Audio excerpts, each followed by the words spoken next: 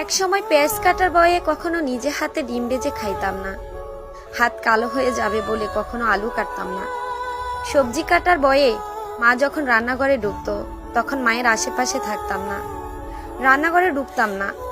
যদি হাত পুড়ে যায় আর পোড়া হাতের দাগ নিয়ে বাজে দেখা যাবে, এ ব্যাপারটা খুব গুরুত্ব দিতাম। খাবার শেষে প্লেটটা টেবিলে রেখে উঠে যেতাম, তবুও মায়ের কোনো অভিযোগ ছিল না। আমার মাটা খুব দুঃখী, সারা জীবন কষ্ট করে গেছে, একা একা খুব কাজ করত। কখনো বলেনি আমার মেয়েটা কোনো কাজের না, বরং বলতো আমার মেয়েটা সারাদিন অনেক খাটাখাটনি করে, প্রয়োজন নেই তার কাজ করার। আজ যখন পেঁয়াজ কাটি, সবজি কাটি, আলু কাটি, রান্না করি, তেল ছিটিয়ে গায়ে এসে পড়ে, উফ শব্দটাও করার সময় পাই না, তখন মায়ের মুখটা চোখে ভেসে আসে আর দুই চোখে জল গড়ে পড়ে মায়ের জন্য। তখন খুব ইচ্ছে করে বলতে, আবার যদি মায়ের কাছে ফিরে যেতে পারতাম, তাকে কখনো